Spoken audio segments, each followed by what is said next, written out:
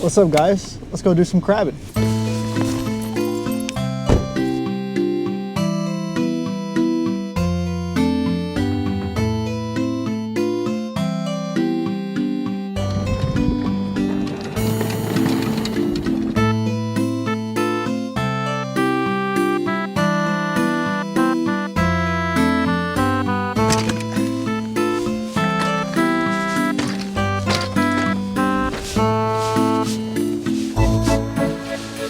What's up, guys? Out of Towners TV here. We are out here crabbing finally. I'm super happy to be out. It took me a long time to get out here. The new baby and everything. Can't be too picky with fishing these days. Just gotta come out when I can. And it turns out that the day that I could come out was an absolute beauty. We're deep into winter right now, but it's just one of those calm days in between two storms where we got 1 to 2 feet of waves. Pretty low breeze, and seems like the conditions are right. So let's get out there and drop some snares and look for some Dungeness.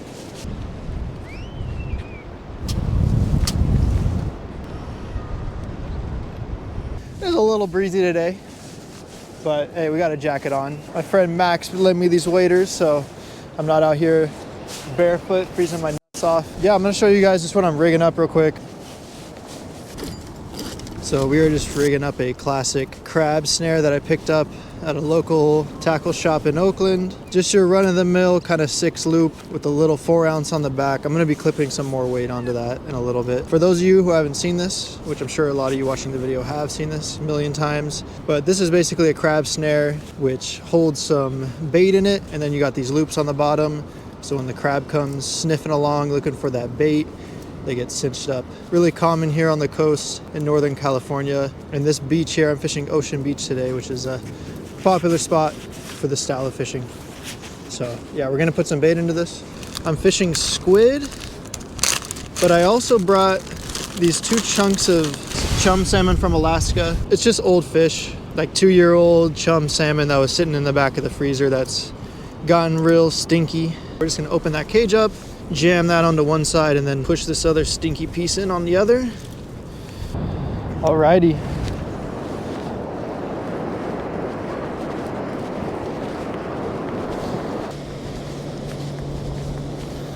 A little bit choppy right here. Might kind of go a little bit off to the right here, and then launch that right into the middle of the 2 breakers.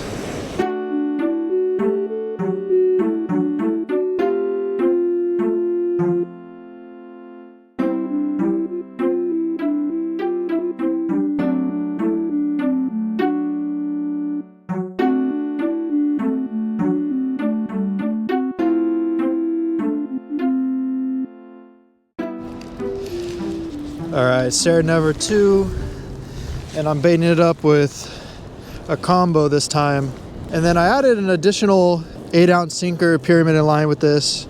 It's just to get a little more weight down. See if this works better. Let's try it out. All right, let's walk a little bit out here. We put waders on for a reason.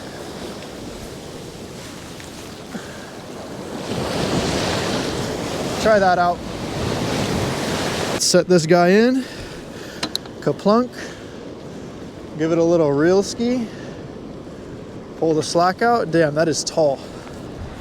All right, it looks good. Let's give this guy a tug ski. Let's see what we got here. I'm gonna reel it in, just walk a little closer. Okay, maybe my line did go a little to the right. I might clip another weight on just because if you got the weight, use it. All right, so the most important part of this process is a good hook set. So we're gonna make sure all the slack is out of it and that there's no waves. And then really give that thing make sure the drag is all the way tight, and then really give it a good set to pull that snare around the crab claw.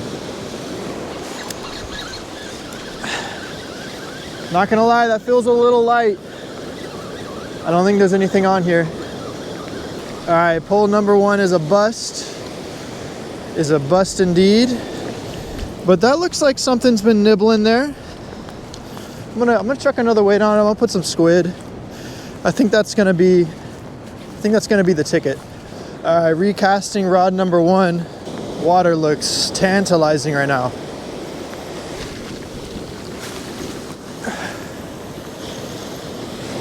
Rod number 2 here.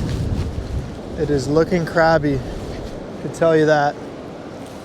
Let's give it a little reel in without messing with the line too much. Spook the crab. Let's reel in a bit here. I think right here is about good. I'm just gonna yank this shit. Make sure my drag's tight. Ooh, it was not. Drag was not tight. All right, that should be good. All right, here we go. 3, 2, 1. Oh, that feels hard. That feels good, actually. I do have a lot of weight on there, but that actually feels pretty heavy. Come on, baby. Come on. It does feel pretty heavy. Ride it in with that wave there. Ooh, there's a crab on there. There's a crab on there. Ooh, it looks okay. Ooh, that might be kind of close. That might be kind of close. Let's go get the measurement. He's hooked good. He's not going anywhere. Let's go get the gauge. That is a good sign. Let's get the gauge off of this. All right, so Dungeness crab need to be 5 3/4 of an inch, which is out here on this line on their shell. So this guy, 5 3/4. Oh my God. Okay, so the one thing to point out. So if you look at the shell here, the measurement isn't off the tip there. It's actually from the inside. And this guy, if I scrape that sand back, push it all the way, it's bending the plastic just a hair. So that guy is barely a keeper.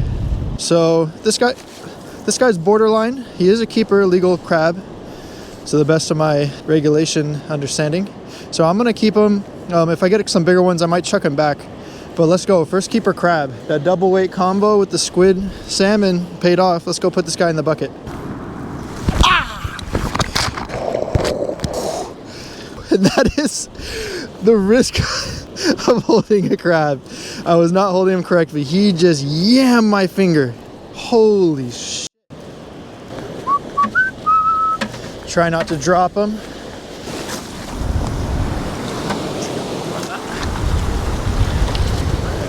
That'll be good. In you go, buddy.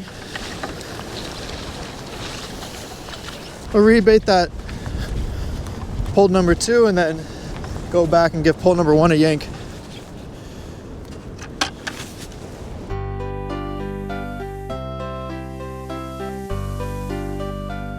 Time to give this guy a yank ski.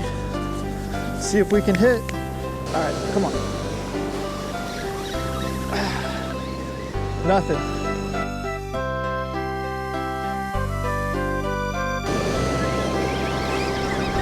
Feels empty.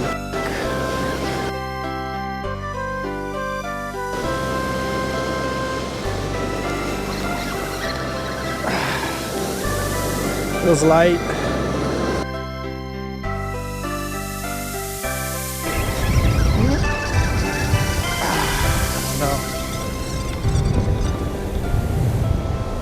Bait's definitely picked at again.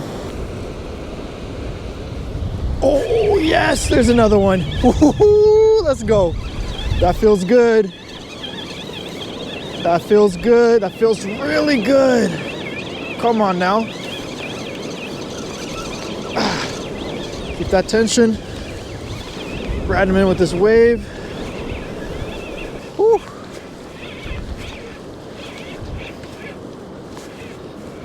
That feels really heavy. Maybe he's a little small.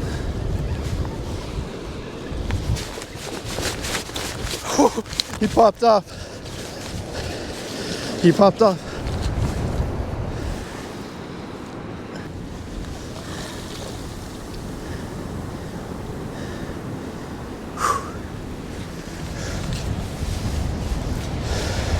Looks a little bit on the small side. Hey.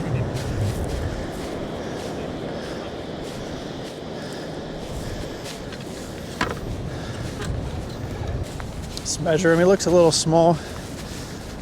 Or maybe the same size. It's keeper again. Right there, 5 3/4 again. Number 2.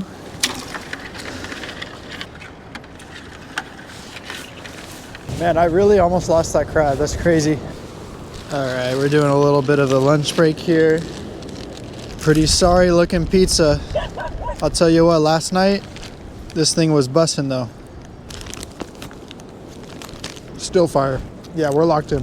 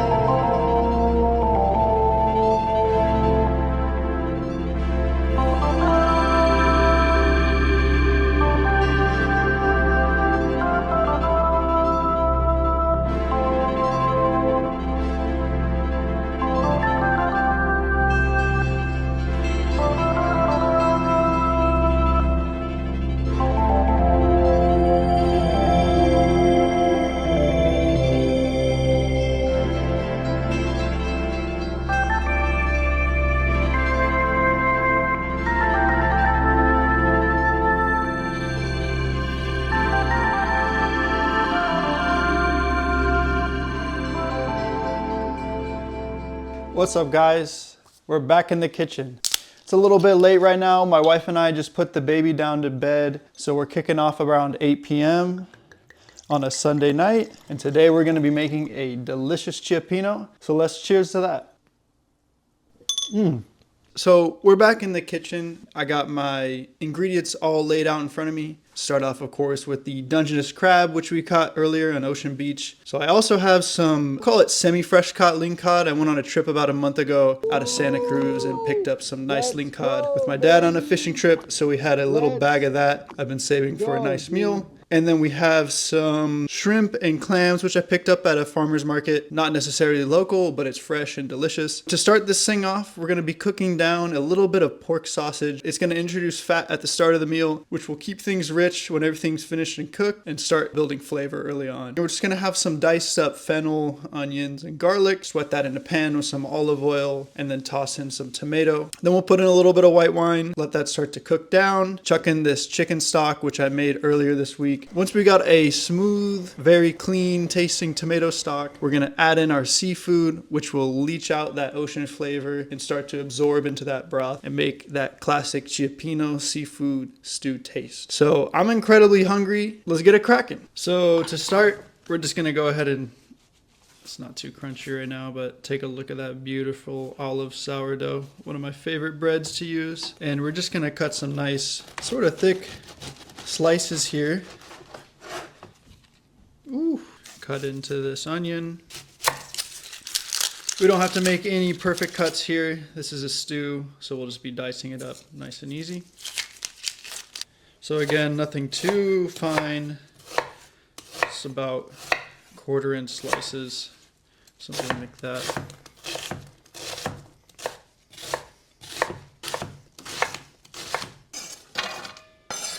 Put this in a little pan.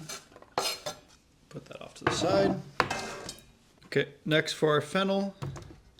So I don't use fennel too often. Just gonna take a little bit of that green off. And then the base, of course. But same way, we're just gonna cut it open in half and then dice up these 2 sides here.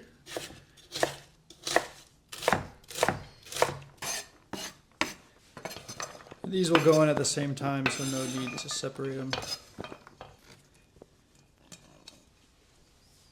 Now for our garlic, I'm just gonna pop off a couple of nice looking cloves here.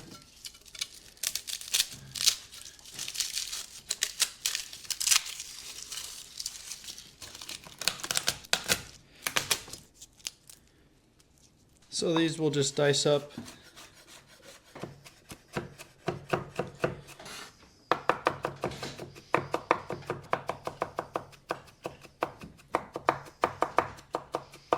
And I always like to add a little salt into my garlic when it's freshly chopped like this. And that will just start to pull out some of that moisture and make the flavor spread easier into the rest of the ingredients.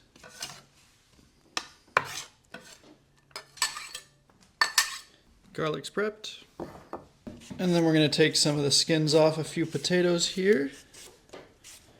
And these will get diced up. Do a little story time while I finish peeling these potatoes here. I'm not an expert on Italian American cooking, but I think San Francisco can claim the origin to the Cioppino recipe. I believe it was Italian Americans who first invented it when they were trying to put a dinner together, get something on the table for the family. They would go down to the docks and get some fish scraps, find out whatever they could, and just throw it into a pot with some tomato and serve it up. This is basically Italian American hot pot back in the days.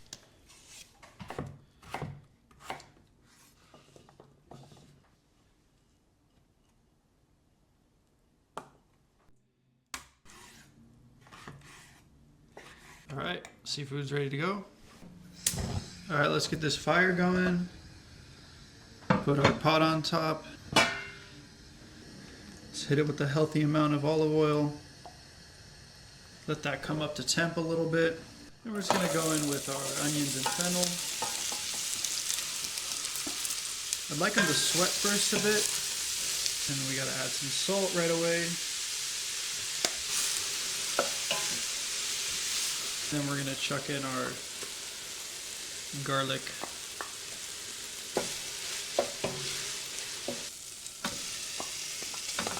Chuck in that pork sausage.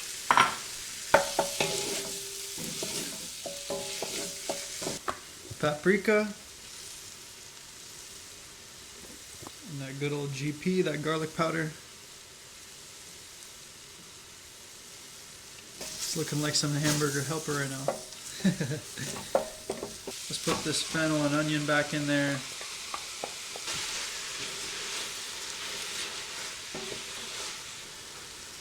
A couple strings of that, a couple ropes of that.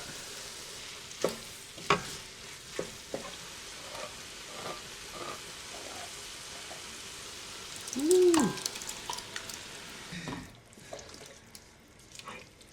Okay, now we come in with some chicken stock.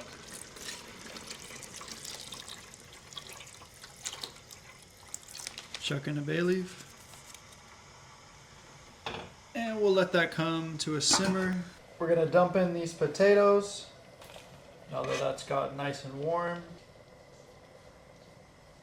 All right, so the stew is hungry and ready for some seafood. So let's start feeding it. We got this giant tower of delicious seafood here, prepped and ready to go. The crab I already pre-cooked about 3/4 of the way through, so that really doesn't need too much time, really just needs to heat up. I don't want to overcook the fish here, so we're just dumping these clams in first. The shrimp will be super fast. We're gonna let these go. There's one more clam on the bottom. Is there? Yeah. Oh shit. A little sneaky clammy. I'm gonna chuck that guy in, give it a little twirl. Say hello to its tomato bath. We'll go in with the fish.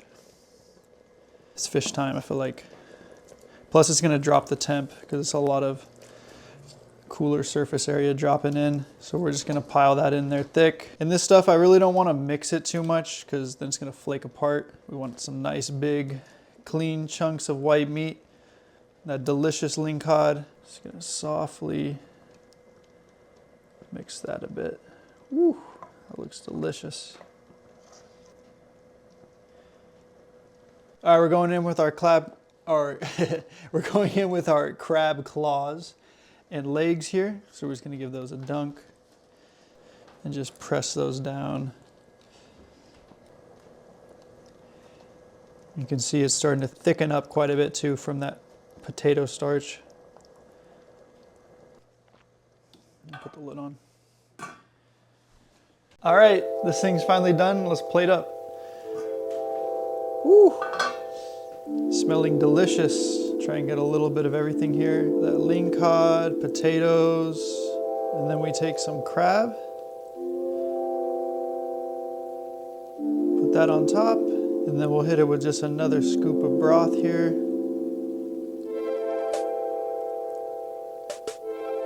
All right, now we're gonna garnish with a little bit of parsley. And then we finish with a little bit of lemon. Final touch here, our toasted bread with a little of olive oil.